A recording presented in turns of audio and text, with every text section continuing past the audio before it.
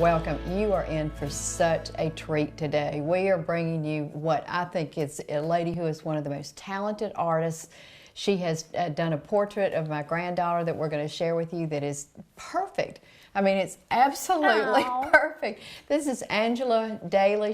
You might know her as Blankenship-Daly, but she goes by Angela Daly now. She teaches at Nash Community College. But Angela, you had AB photography for quite a while, and you still do photography, correct? Yep. But you have really gone in a big way into the most beautiful portraits. And I learned about you. I'd heard your name around, of course, because you've been here for how long? In Rocky Mount, North Carolina, since 1995. Okay. So I've been in here for a while. Well, I was at United Community Ministries annual fundraiser, and there was silent auction, and I started bidding against 3 or 4 other women for a petite portrait. And I was looking at the pictures you brought and thought, wow, I've got a 2-year-old granddaughter and would love to do this, not only for me, but for her parents too. Yep. And so I won. Finally, I went to somebody and I said, I really want this. Are you going to just keep racing? And they said, no, I already have 2 or 3 of her paintings, that are, you know, great works of art, and so I'm good. I'll go ahead and get her. If you really want it, you can have it. So that was nice. They kind of backed down, but it's a process that you're going to show us how you do it and explain, which is are you the only one in the whole state of North Carolina who does this? No. Okay. No. In our area, though, for sure. Oh, yes, definitely in our area. So it's a relatively new field. It's a combination of digital and physical mediums. So I call it mixed media a lot. And there are people out there doing this. This is how I learned. I learned from people showing me how they do it. But it's not terribly common. It's very time consuming. And you have to have a real artistic eye and have an artistic background. It's not, photographs. I love photographs. I always have, especially portraits of people's faces. That's my favorite.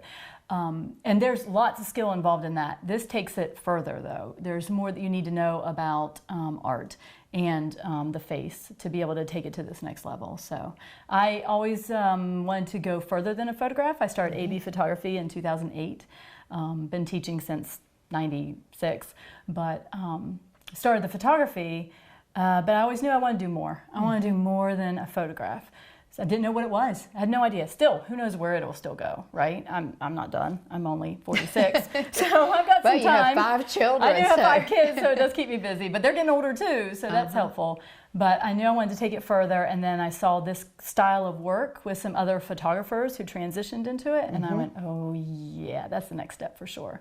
So in 2014, I asked somebody, will you help me? And they said, sure. And I paid them. And I went to, stay with them for a day, just the first day. And they showed me their technique, which everybody's got a different technique, of course. There's different styles. And I was hooked. I was hooked. I mean, I cried at the end saying, thank you for showing me this. Because I had tried other people and no one seemed to be really willing. And Mona Sadler in New Bern was definitely willing. So after one day, I actually took the skills home. And then I kept going and entered into some painted work into competition that following year and earned awards. And then that really hooks you. If you get some feedback that's good, then you just keep going. So. And one of the things I really like, my granddaughter lives really far away, and you couldn't take a picture of her, but you took my favorite photograph, and you made a few little adjustments, like her favorite doll turned her face around and whatnot. So you can tweak it. You're so accommodating. I mean, my son bounced it back, and his wife, and they said we'd like a little tilt to her mouth, and we'd like her hair not neat. She doesn't. She's never combed it in her life, and turn around the face of the doll, and you immediately did it. So I love that you're accommodating. But one of the also things that I like, it's a work of art, but it really looks like the person. I've seen so many people pay big bucks to have these things done. And it sort of looks like them, but I don't want something that sort of looks like a person. I want it to look like them and capture them at that age. And there's room for interpretation. I mean, there's all kinds of art styles and forms, and I love just about all of them, especially with portraits with faces. So I think there's a place for interpretive work with a little bit more flexibility, but I prefer the style to look as much like the person as possible. I mean, that's why I like photographs in the beginning, because it's exact likeness. So that's what I think this medium can give versus physical oils or physical watercolor. It's just definitely has the better ability to make it lifelike and accurate. And starting with a photograph, right? It starts with a photograph. It starts with a cell phone photograph, a cell phone shot that you can send to me from afar. It can be a paper photograph, you know, before we had digital. I just scan it and go from there. So I've used a photograph off somebody's refrigerator. They're like, this is our favorite one of our mom. So I'm like, well, heck, let's use that one. And sometimes use more than one photograph. You know, there might be, I really like the body on this one, but the face on that one. So that's fine. Well, you want to show us? Oh, sure. Okay, let's take a look. Okay, so this is how I take a photograph from somebody's snapshot and make it into what I want it to be and what the client wants it to be. So I'm going to shrink it down a little bit so you can see the original photograph. This photograph came to me this way. This was Grandma's favorite photo from the summer. And you can see there are elements that nobody's going to want in their photograph. You know, we've got some signs back here and maybe some boogie boards and things like this.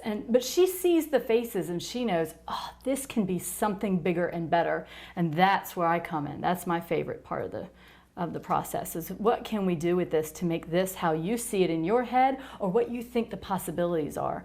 So there's several steps to the process, but one of the things I wanted to show you, which is really neat, is how this tablet right here turns into my canvas, and this pen right here turns into my brush. My glove is used so that when my hand's gliding over this tablet right here, which is my canvas, it doesn't leave skin stuff, oil and dirt and everything, and it keeps it smooth. And plus it allows me to move my hand really gently. And I cut my fingers out so that I can still have a precise grip of the pen. So I can select from tons and tons. These are just a few. Many different kinds of brushes. I can create my own brushes. I can get them by other people who've created brushes and buy them. So I can get any kind of brush. This can turn into any kind of brush. It's responsive to my actions, as you can see. As I move it moves around, but it also reacts to me moving it and angling it and the pressure that I put on the pen. For the color, I can select any color. In this image, I just put this little eyedropper over it, and I can make, if I want to put in some green grass down here a little bit more, I can select the color from the existing grass and just draw some in. I can also take color from your house. Let's say you want to have this background color match and blend with your house nicely. You take a photograph of your house, and I can take the color from the house and put it into the portrait. So I have just selected, let's take a little bit of blue so we can see it show up. Down here is where my blue is showing up, and I'm actually going to make it even a little bit more brighter, more saturated so you can see it better. Then I go back to my brush tool, and I have nice little, what I call a scratchy brush, and I can just put on over top if that's what I want to do. Or I can take the image itself and something called smudge. It's just a different kind of brush, and I can smudge what's on there already. So I'm going to make it even bigger so you can see better. I can make my brush smaller and bigger, but I can brush it like that too. So I can either apply color on top of it, or I can just brush the existing color that's there. So this is two of the ways that we use this brush to make these final products. And I'm going to show you what I turned it into with, of course, Grandma's approval in the end. So it's a process where we go through, and I take steps and show it to the family and say, what do you think about this? Do you want this a little differently? So that's what we ended up with in the end. So do you have to go over every part of that? Yes, every single part is touched. Every detail? Every detail. Okay. Yep, nothing is left untouched. So if somebody says, is it acrylic, is it watercolor, is it pencil? No, this is a whole new medium. It's a whole new medium. And for this example, this one right here, I put the finished piece onto matted paper, an art paper. So I did not put any kind of additional physical medium on top of it. It has more of a watercolor pastel-y look. If it's some of the others that we'll see later that have a canvas look, they are then have the clear acrylic brush strokes applied over top of it. So it's not a physical oil. It's not completely digital. It's both. So that's the fun thing. It's something we can also put physical colored paint on top of it too, if someone wants even more texture to it. So it's a different alternative to having physical oils created, which are $10,000, $15,000, $20,000. These price range can be in the $3,000 or $4,000 for something the similar size. A large one. I A mean, large one. Yeah. Yes. And the petite portrait, which was just perfect for what we got. You were able to, I really hated to give it up because it was so beautiful, and I gave it to my son and his wife, but I said, how can I get one? And you were able to duplicate it. Yes. To make another one. So if a grandparent's getting one for a child, then they can also have a copy of the same thing. Yes, ma'am. Yep. Which is wonderful. And it can be in a smaller size. Oh, okay. Yeah, so you want some in a smaller size, we can make it a smaller size. And how long does it take you to do something like this? Depends on the complication of the number of subjects, the kind of background, anywhere from 10 to 20 hours. So it just depends on, and that's where pricing depends too on those variables. The same variables for any other artistic medium when it comes to portraits. Number of subjects. Do we just do the head and shoulders? Do we do full body? How difficult is the background to work on? How much work is that? And then final size. So. Wait, and I have to say, with the one you did for us that we bought at the UCM auction, you made a few tweaks. You turned the baby doll's face around. I mean, you can really make adjustments. Yes. That the parents request, and the parents wanted a little bit of a devious tilt to her mouth. Yep. Which and I like that when we asked that, not only are you so easy to work with, but you did it subtly. You knew that, I mean, you don't want her to look like the Joker, but you are so sensitive to just a slight adjustment here, a slight adjustment there. You want it to look like them. You know, for example, originally I did not have a gate in this portrait right here. I had it open into sky, and they saw it and they said, you know, normally there's a gate there, so can you put a gate in there? So I just painted a gate right in. So yeah.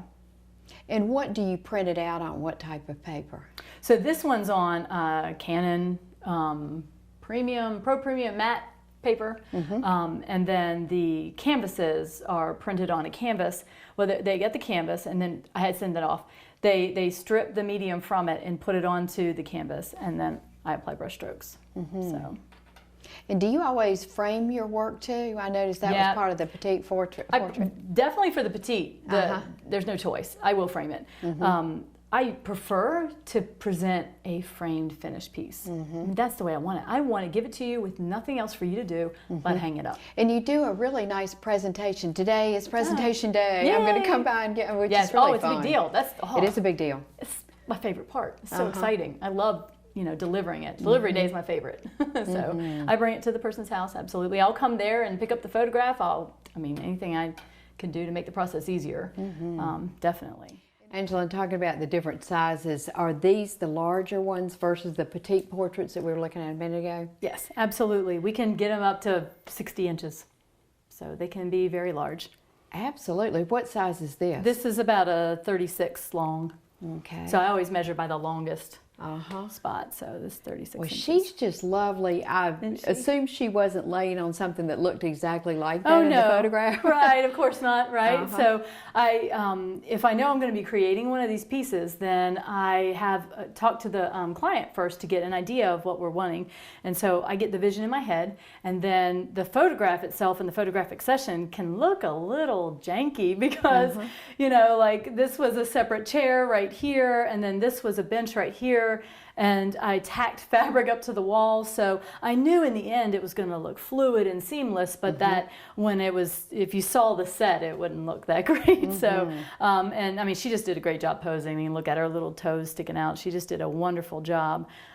So, you know, starting with the end in mind is obviously necessary for this kind of work. And that doesn't mean that we can't throw in things as we see it go along. She may have decided to put a bow in her hair, even though we didn't have a bow in her hair to begin with. So we can add add things. We could add flowers. We could have added whatever else that we had in mind. And her hands are just so beautiful too. Well, she did that. I mean, we put them in the right position, but sometimes, and one of the things I love about photographing children, although I do this with adults and older family members and other populations, but a lot of times children would get themselves in positions we could never force them into. They're just in expressions that they have on their face. And that's why people like their cell phone images so much, because they caught an expression in the child, and that's not always going to be easily done. So no, if you came to a session to take pictures that you were going to use for it, I'd much rather pick my favorite picture. Yes. And send it to you. So you're absolutely right about the cell phone part. Yeah, and the background can be just a mess. And there can be other people in the images.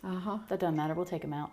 Well, your skill though, I mean, clearly the artistic part that you add to it is so valuable. Well, that's the fun part, getting to do whatever we want to do with it instead of being left with what the photograph ended up being. So that's a fun thing about it too. And this is the one that you created and then sent off to be put on the canvas. Yes. Okay. Yep. I have a printmaker do it for me. And does that take quite a bit longer? I mean, the size-wise, it would. Well, it definitely takes several weeks compared to when the littler ones I do myself. So compared to that, it takes several weeks just to get the print made.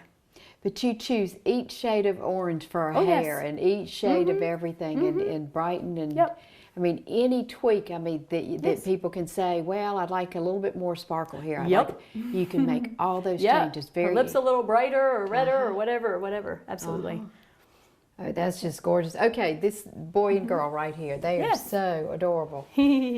Yep, they're a sweet little sibling pair, and this was from a while ago, and they're a good bit older now, but they still get along that well. So they do? Just cute as can be. Yes, believe it or not, I know. Isn't that it's strange? because the girl's older. Could be. A little bit. They're the nurturing ones, right? But now this came from photograph. Yes, this is the photograph I created. You have basically nothing in the background, so whatever was there, you removed. Yes, and that's fun. You got options of I don't have any outdoor ones, I don't think right here, but on my before and afters, I have some outdoor ones. But indoor, it can be just a plain blank wall. We can paint it into whatever we want in the background.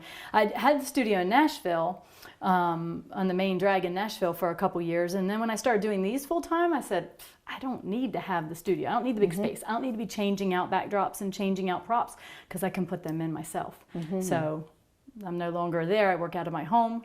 If we're going to create an outside photograph, we just go outside. Even if the flowers aren't blooming, that's okay. We'll make them bloom. We can make them bloom. It's all right. We missed the leaves. That's all right. We'll paint some in. So you could actually even take something like that and make it a smaller version too for somebody else of that same picture. Right. Sure. Oh, I love that. Yep. So that mom and dad can have the big one and grandma can have the smaller one. Oh yeah. With lots of grandchildren. Absolutely. And grandmas are definitely one of my most common clients. Well, and I have to admit, what nicer thing to give for a present but a keepsake. I mean, this will follow them the rest of their lives. Right. This is not something you take down and replace with the next year's photo. And people are so often looking for something, not the latest toy, the latest game, the latest this, that they'll have to find someplace, and pretend they like it or whatever. There's no way you can make somebody happier than to give them a gorgeous portrait of their child, of their own family member. Absolutely. It's not just children, because I was commissioned to do a portrait of an elderly mother who had passed on recently. And so they were going to give that as a gift to one of the other adult children who handled the estate at the end, as a gift to them to match one that they already had of their father from years ago.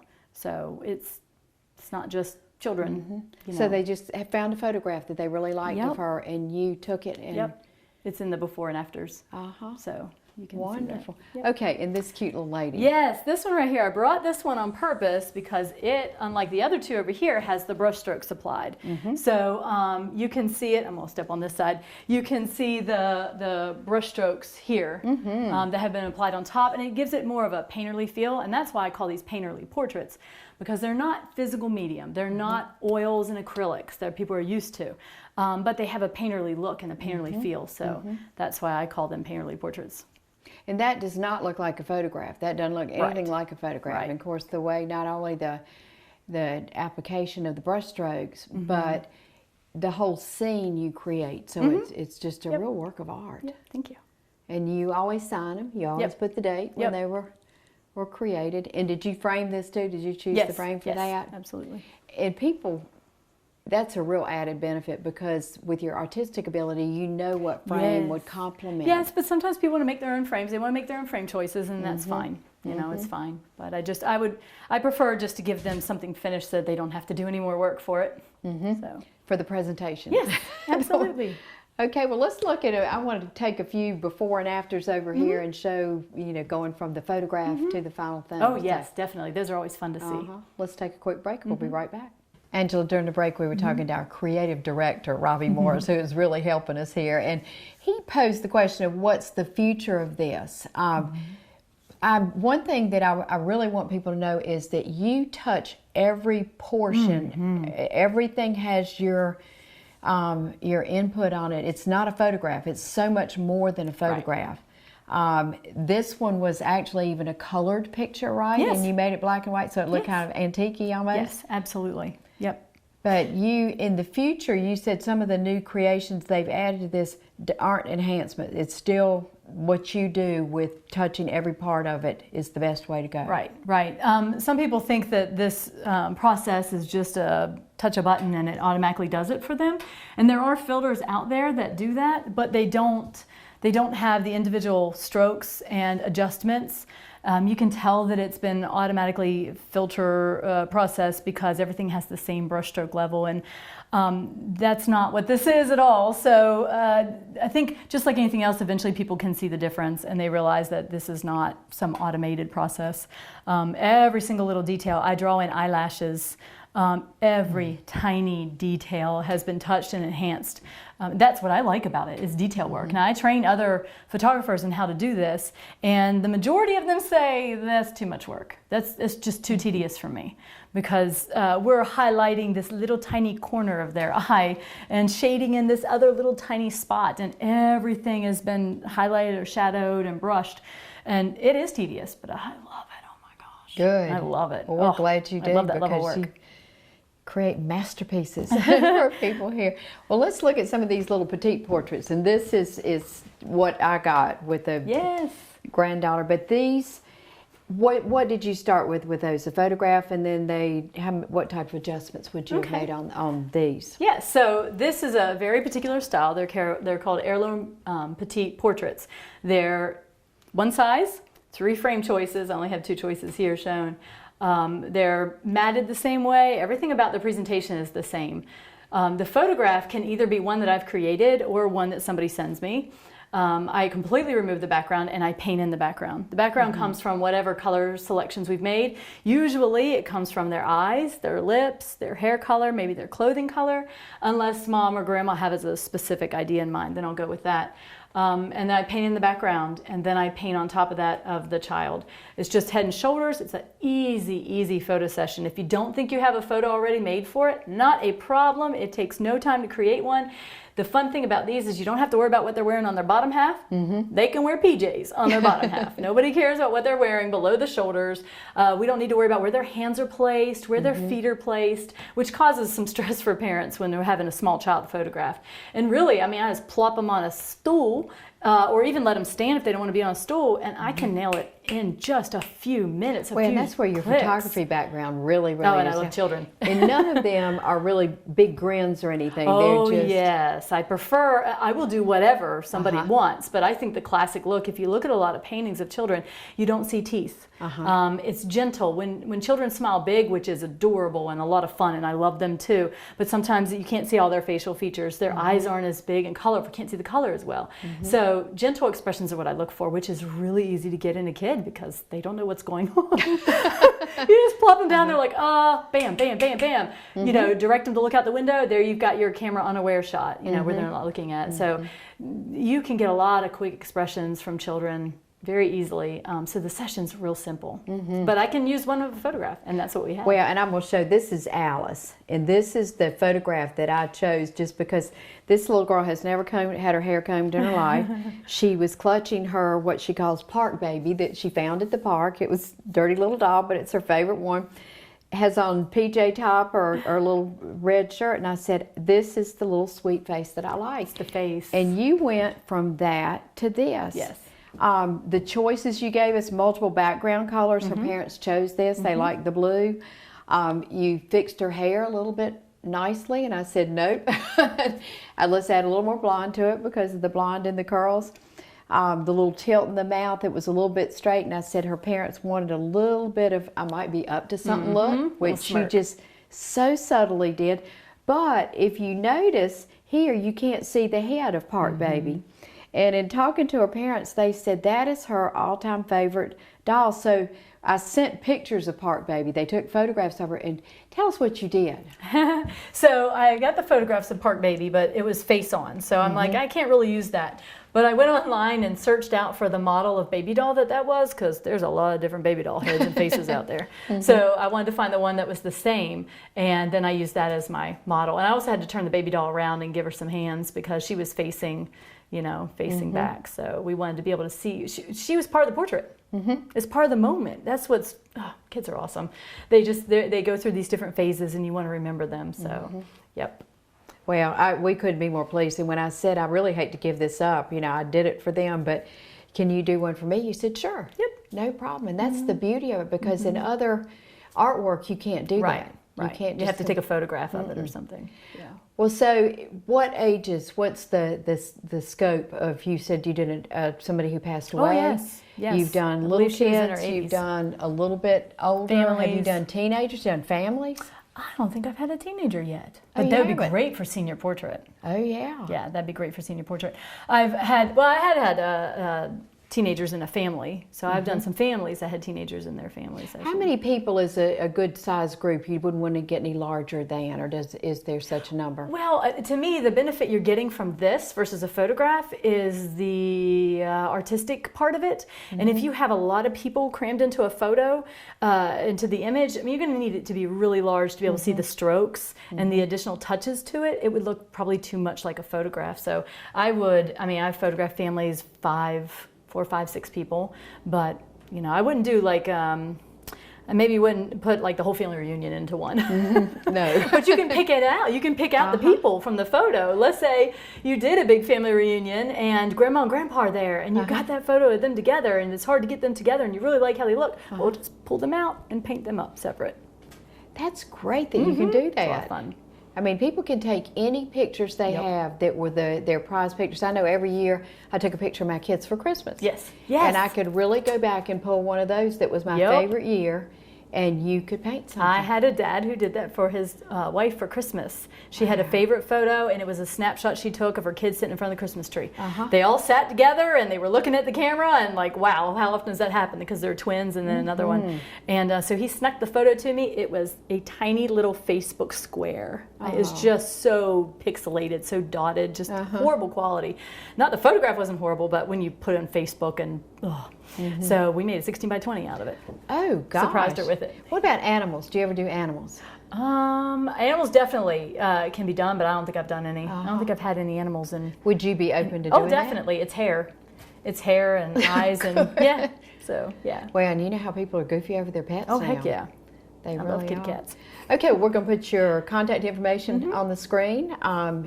Once again, you teach you're regularly teaching in Nash Community College? Yes, psychology? I teach psychology, yes. Well, and I hear the kids just love you. Oh, I mean, thanks. you love kids. I don't know how many times you've said throughout the interview, I love kids. Well, I love people. I'm such a people person. I love people. That's why I like portraits. Some people like landscape. Not my thing. If it's not a person's face in there, I'm not really interested. Well, and I have to say, people say artists sometimes are kind of artsy, meaning they're a little bit hard to deal with. You are the best. Oh, you yay, are thank you. absolutely. I mean, Yay. anything I said, you said, oh, of course, of course. Perfect. I can do whatever you want. So couldn't ask for more. Well, Great, thank you thanks. for being here, and thank you for what you're doing to help capture family members of people in the community and making life better for us. So thank you, Angela. Absolutely. Thanks. And thank you. Have a great day.